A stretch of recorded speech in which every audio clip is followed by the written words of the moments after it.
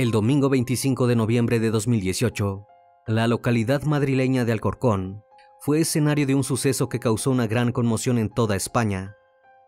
Denisa Dragán, una chica de 17 años, se encontraba en su casa esperando que su novio Iván regresara de hacer compras, mientras hablaba por teléfono con su amiga Silvia, cuando alguien llamó a su puerta. Convencida de que se trataba de su pareja, Denisa abrió sin ningún tipo de precaución, pero del otro lado, había alguien que tenía la determinación de hacerle daño. En ese instante, Denisa fue herida, y con las pocas fuerzas que le quedaban, le pidió auxilio a su amiga, que aún estaba al teléfono, y había escuchado cada detalle de lo sucedido. Cuando los servicios de emergencias y Silvia acudieron a su rescate, encontraron a la chica desvanecida en el suelo. Estaba agonizando, pero haciendo lo posible por mantenerse con vida. Denisa fue trasladada a un hospital, donde horas más tarde perdió la vida.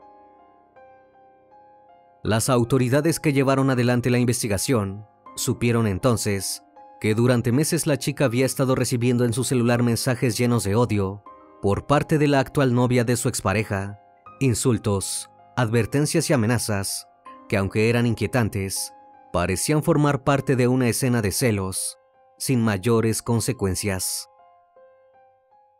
Buenas noches, bienvenidos al Criminalista Nocturno.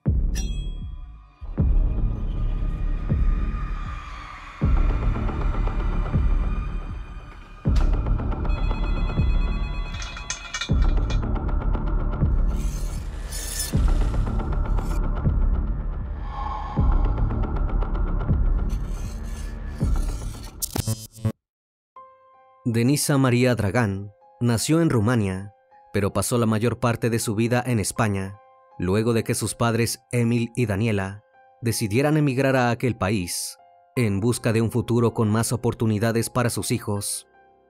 La familia se instaló en Alcorcón, un municipio perteneciente al área metropolitana de Madrid, ubicado a unos 15 kilómetros al oeste de la capital española. Tras haber pasado por varios empleos que les permitieron permanecer allí, su madre finalmente consiguió un trabajo estable en una fábrica de piezas para autos. Denisa, por su parte, comenzó una nueva vida en una cultura que desconocía, aunque lo hizo sin olvidar sus raíces. De niña comenzó a practicar gimnasia rítmica, una disciplina tradicional entre las mujeres rumanas. Gracias a su dedicación, fue seleccionada como gimnasta en 2 de los clubes más importantes de la ciudad y llegó a competir a nivel regional.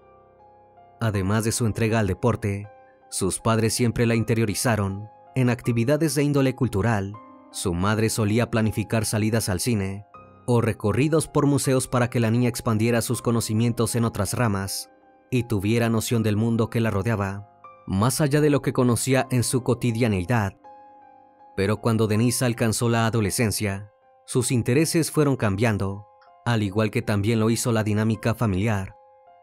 Sus padres habían tomado la decisión de terminar con su matrimonio. Emil se mudó a Navalcarnero, a unos 20 kilómetros de distancia de Alcorcón, donde permaneció el resto de la familia. Tener que dividirse entre ambos tuvo un fuerte impacto en Denisa, un impacto que terminó por conducirla a un periodo oscuro de su vida. La joven comenzó a juntarse con personas mayores que ella y que no compartían los mismos valores que su familia le había inculcado. Su frustración también se trasladó a su rendimiento escolar.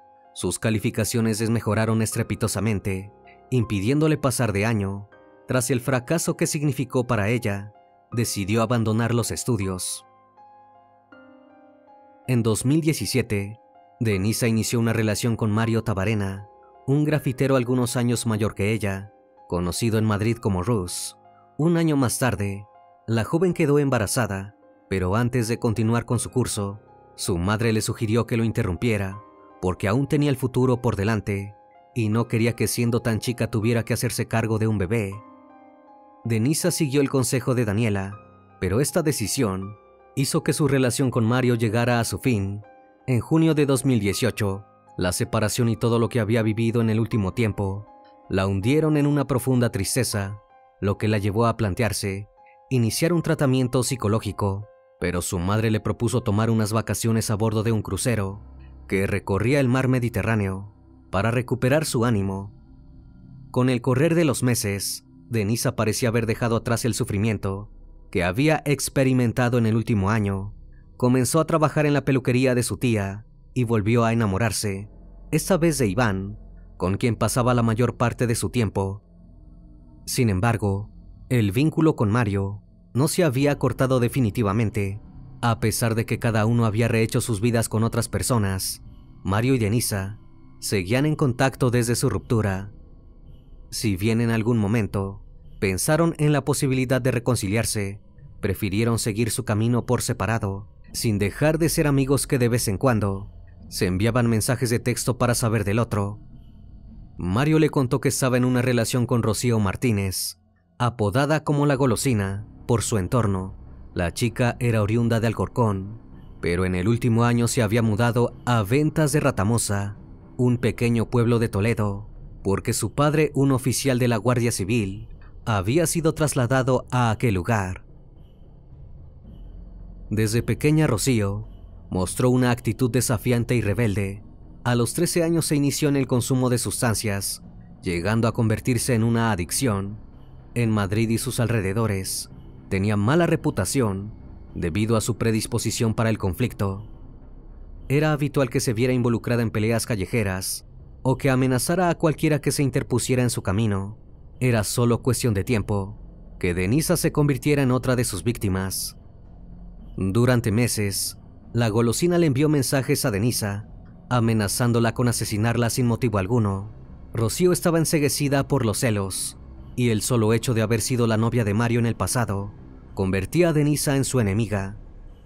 La chica de 17 años puso al tanto a sus padres de las amenazas que estaba recibiendo, pero les restó importancia, diciéndoles que Rocío hacía lo mismo con todo el mundo, y que de las palabras a los hechos había una gran distancia, por lo que decidieron no realizar la denuncia ante las autoridades. Pero en noviembre de 2018, la situación se salió de control. La lluvia torrencial que caía sobre Alcorcón en la noche del domingo 25 de noviembre había logrado algo que pocas veces sucedía. Las calles estaban vacías, todos se habían quedado dentro de sus casas, resguardándose del tiempo y preparándose para afrontar una nueva semana a la mañana siguiente. Pero Mario y Rocío tenían otros planes. Alrededor de las 10 de la noche, fueron a una cadena de hamburguesas para cenar. Mientras comían, Rocío vio en el celular de su novio una notificación que la sacó de sus cabales. Denisa le había enviado una solicitud de seguimiento a Mario en una de sus redes sociales. La Golosina no pudo contener la ira y le pidió a Mario que la llevara hasta el lugar donde se encontraba Denisa para solucionar de una vez por todas la enemistad que existía entre ellas. En un principio Mario se negó, pero la insistencia de Rocío era tanta que terminó accediendo al pedido de su novia. El chico condujo hasta la intersección de las calles Desmonte y Cuenca, donde Denisa solía quedarse a pasar la noche con Iván. Se detuvo frente al edificio y la Golosina bajó del auto sin decir una sola palabra. Llamó a la puerta de Denisa y esperó a que le abriera. En el interior de la casa, Denisa estaba hablando por teléfono con su amiga Silvia, a la espera de que su novio, que había salido a hacer compras, regresara. Cuando escuchó que golpeaban la puerta, asumió que era él. En cuanto abrió, Rocío le mostró la navaja que escondía en su mano. Denisa intentó detenerla y convencerla de no cometer una locura, pero Rocío estaba determinada a cumplir con su palabra. Se abalanzó sobre ella y la apuñaló varias veces. Silvia, al otro lado del teléfono, escuchó lo que estaba pasando. Finalmente la agresora se fue como si nada hubiese sucedido. Subió al auto donde la estaba esperando Mario y se marcharon. Denisa le pidió a su amiga que la ayudara porque la había lastimado. Silvia dio aviso a las autoridades y corrió por su cuenta hasta la ubicación de Denisa. Cuando la ambulancia llegó, encontraron a la menor desvanecida en la puerta de salida del edificio. Con las pocas fuerzas que le quedaban, se había arrastrado hasta allí. Los paramédicos observaron que presentaba varios cortes en el abdomen y que sus órganos se habían salido. Fue trasladada al Hospital Universitario Fundación Alcorcón, donde fue atendida de urgencia, pero a pesar de todas las maniobras, que los médicos realizaron para intentar salvar su vida, falleció horas más tarde, mientras permanecía internada producto de un paro cardiorrespiratorio. Por su parte, Rocío y Mario deambularon por la ciudad en silencio. Después de algunos minutos, su novia le confesó lo que había hecho con Denisa. En estado de shock y sin saber qué hacer, Mario condujo hacia el barrio madrileño de Aluche, al encuentro de unas amigas de Rocío. Cuando se marcharon del lugar, se dirigieron a San Isidro, donde vivían los tíos del joven. Mario quería hablar con su tía, que era psicóloga, para que lo aconsejara. Desde allí, Rocío llamó a su padre para ponerlo al tanto de la situación. El oficial de la Guardia Civil fue a buscar a su hija y al día siguiente la entregó a la justicia. Por otra parte, desde el momento en que se reportó la agresión, la Policía Nacional se hizo cargo de la investigación y trabajó meticulosamente para reunir todas las pruebas posibles y dar con la persona responsable del crimen. Los agentes acordonaron la zona para evitar la contaminación del lugar de los hechos y procedieron a realizar la inspección ocular. En primera instancia, notaron que la puerta de entrada no estaba forzada, lo que indicaba que la víctima había abierto voluntariamente la puerta porque conocía a su agresor. En segundo lugar, la inspección reveló la presencia del celular de Denisa, que se convirtió en una pieza clave de la investigación tras ser sometido a pericias, ya que les permitió a los investigadores acceder a sus últimas conversaciones. Fue entonces cuando descubrieron que durante un extenso periodo había recibido numerosos mensajes amenazantes por parte de Rocío Martínez.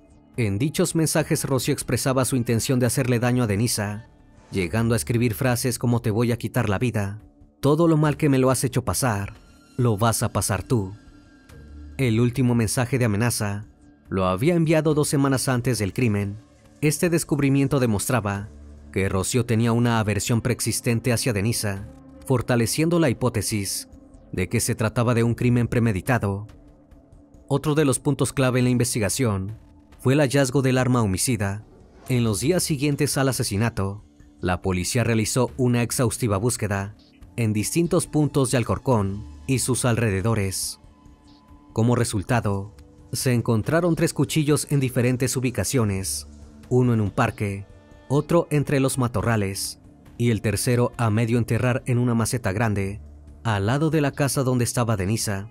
Si bien se realizaron pruebas periciales para determinar cuál de ellos fue utilizado en el ataque, los resultados no se hicieron públicos. De todas maneras, las autoridades ya tenían indicios suficientes para sospechar de Rocío, sobre todo después de haber escuchado a Silvia, la amiga de Denisa, que aportó un testimonio fundamental para el avance de la investigación. Silvia, que estaba en comunicación telefónica con Denisa en el momento del ataque y escuchó todo lo sucedido, les permitió a los investigadores reconstruir la secuencia de los hechos. La joven, al abrir la puerta, mencionó el nombre de Rocío, seguido de una súplica para que no le hiciera daño. Segundos más tarde, cuando la agresora ya se había marchado, le pidió que corriera a ayudarla porque la había herido. No existían dudas de que Rocío había ido al lugar con la única intención de agredirla. Finalmente, los exámenes forenses realizados sobre su cuerpo revelaron que Denisa había fallecido por una pérdida masiva de sangre a causa de una herida con arma blanca en el abdomen. Además, presentaba marcas y heridas en los antebrazos y las muñecas, lo que podría indicar que hubo forcejeo. También tenía una herida en el mentón, causada por una caída agónica tras el apuñalamiento. Horas después del crimen, la noticia se difundió en los medios de comunicación. Por medio de las noticias, Rocío y Mario se enteraron del fatal desenlace que había tenido su visita a la joven. Al darse cuenta de la gravedad de la situación, Rocío llamó a su padre para ponerlo al tanto de lo que estaba ocurriendo y que fuera a recogerla. Cuando Rocío estuvo en su casa de ventas de Ratamosa, su padre, siendo oficial de la Guardia Civil, tenía la obligación ética y moral de dar aviso a la Policía Nacional sobre el paradero de su hija. Posteriormente, tras conseguir la orden de arresto, los agentes detuvieron a Rocío Martínez, de 19 años, acusada como la presunta asesina de Denisa Dragán. Una vez bajo arresto, Rocío sufrió un ataque de ansiedad y fue trasladada al Hospital Universitario Fundación Alcorcón. Durante su internación, confesó a los 2 agentes de la Policía Nacional que la custodiaban que efectivamente había estado en la casa de Denisa, pero intentó minimizar su responsabilidad. Dijo que había ido con la intención de hablar con Denisa, pero que ésta le había soltado a los perros para que la atacaran, y ella se defendió como pudo. Sin embargo, esta versión fue descartada, al no hallarse evidencias que demostraran la presencia de animales en el lugar. Posteriormente, Rocío cambió su declaración y sugirió que Mario había sido cómplice en el asesinato. Según ella, él habría sujetado a Denisa mientras ella la apuñalaba, pero tampoco se encontraron pruebas que respaldaran estos dichos. Con todas las pruebas recopiladas, la Policía Nacional concluyó que Rocío Martínez había asesinado a Denisa Dragán por motivos de celos. Las amenazas previas, la declaración de testigos, la presencia de Rocío en el lugar de los hechos y su comportamiento posterior fueron elementos determinables para la acusación formal, pero antes de dar el próximo paso, debían asegurarse de cuál era su estado mental. En el caso de Mario Tabanera, las autoridades aún tenían dudas sobre su participación en los hechos, lo que llevó a su valoración por parte del jurado en el juicio posterior. Mario no fue encarcelado porque sus cargos eran menores que los de su novia. Rocío Martínez, en cambio, al salir del hospital, fue enviada a prisión preventiva mientras continuaba el proceso de investigación. La golosina ingresó en la cárcel de mujeres de Alcalá, pero después fue trasladada al penal de Brieva, más tarde al de Topaz en Salamanca, donde estuvo hasta el 15 de octubre, y finalmente volvió a la cárcel de Alcalá. Sus traslados por las distintas penitenciarías no fueron por mera burocracia, sino por su alto grado de conflictividad y por la cantidad de peleas en las que estuvo involucrada. Rocío intentó quitarse la vida en varias oportunidades, por lo que las autoridades del penal tuvieron que aplicar el protocolo de prevención. Además, no se relacionaba con nadie y solo se levantaba para tomar productos básicos de la despensa, como gaseosas, tabaco y latas de conserva. Durante ese periodo, también se le abrieron 44 expedientes por agresiones tanto a otras internas como al personal penitenciario, que llevaron a que en ocasiones fuera completamente aislada. Cuando se dio por finalizada la investigación, el caso llegó a los tribunales. El 12 de septiembre de 2022, la Audiencia Provincial de Madrid inició el juicio con jurado popular para determinar la responsabilidad de los acusados, Rocío La Golosina Martínez y Mario Tabarena, exnovio de la víctima y pareja actual de la acusada en el momento de los hechos. La Fiscalía presentó cargos contra Rocío por asesinato y amenazas previas, solicitando una pena de 26 años de prisión, mientras que para Mario, acusado de ser cooperador necesario en el crimen, se pidió una condena de 20 años. También se reclamó una indemnización conjunta de 150.000 euros para la familia de Denisa Dragán. Durante las jornadas, que se extendieron durante al menos 2 semanas, y contó con los testimonios de los testigos e implicados, Rocío admitió haber apuñalado a Denisa, pero alegó que fue un accidente durante un forcejeo y que no había ido con intención de asesinarla. En su testimonio también culpó a Mario por haberla llevado hasta la casa de Denisa, cuando ella se encontraba cegada por los celos, en un ataque de ira incontrolable, y lo acusó de haber sido la persona que le proporcionó la navaja que utilizó en el ataque. Rocío declaró que mantenía una relación con Mario desde junio de 2018 y que en ese momento Denisa la había contactado a través de Instagram para comentarle que también estaba con ella. Admitió entonces que la víctima y ella se mandaban mensajes, pero que ninguno de ellos contenía amenazas, ya que ella nunca haría algo así. Sobre la noche del 25 de noviembre de 2018, dijo que había visto que Mario tenía una conversación con Denisa en su teléfono, pero que los mensajes de él habían sido eliminados. En medio de su enojo, Rocío le habría pedido a su novio que la llevara hasta la parada del autobús para regresar a su pueblo, porque lo quería dejar y terminar con esa relación dañina. Aparentemente Mario le dijo que no la dejaría en la parada de autobús y que en cambio la llevaría a la casa de Denisa para solucionar las cosas. Cuando llegaron a la puerta, Mario sacó una navaja negra de la guantera del auto y se la dio abierta. Rocío la habría tomado sin saber para qué finalidad, y cuando Denisa abrió la puerta, le pidió que le mostrara los mensajes que había intercambiado con su novio, pero la chica se puso nerviosa y ella reaccionó clavándole la navaja. Cuando se dio cuenta de lo que había hecho, huyó del lugar, subió nuevamente al auto y no le dijo nada a Mario. Luego, llegó el momento del testimonio de Mario Tabanera. El acusado negó cualquier participación activa en el asesinato y argumentó que aunque él condujo a Rocío hasta el domicilio de Denisa, desconocía sus intenciones y no intervino en la agresión. Dijo que esa noche llovía mucho y él solo escuchó los golpes en la puerta, pero que no estaba preocupado porque creía que no había nadie.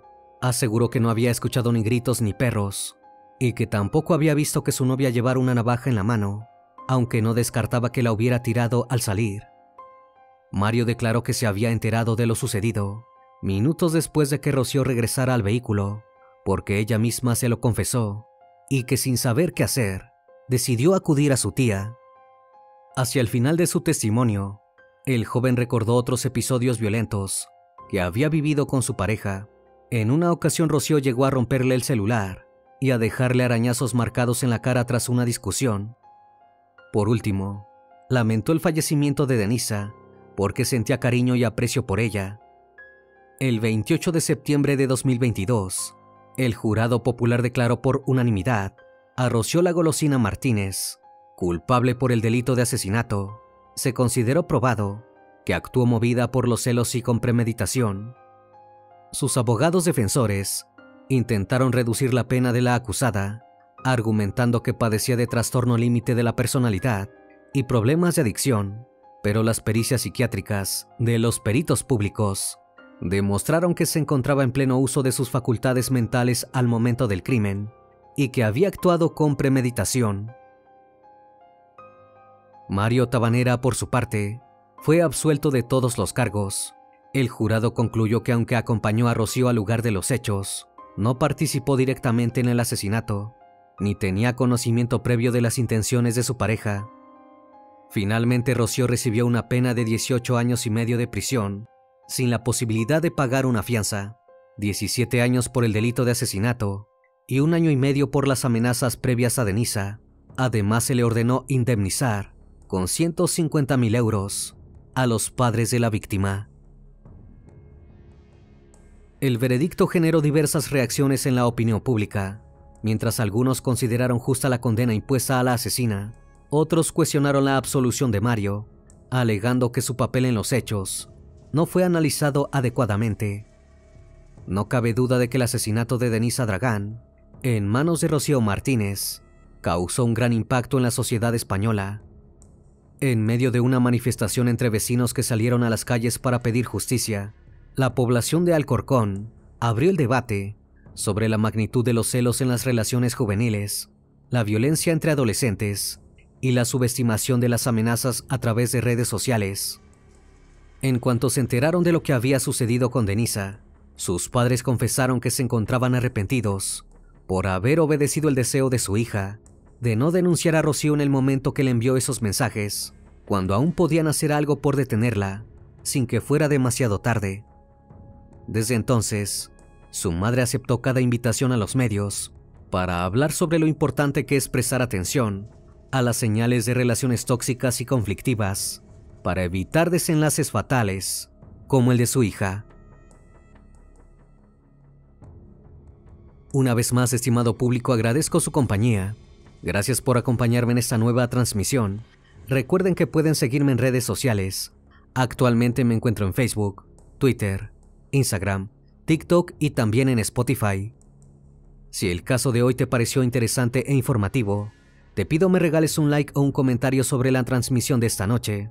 Me despido de ustedes, no sin antes agradecerles su compañía, y recuerden, si aún no estás suscrito, te hago la cordial invitación a que lo hagas y formes parte de esta gran comunidad. Esto es El Criminalista Nocturno. Hasta la próxima emisión. Buenas noches.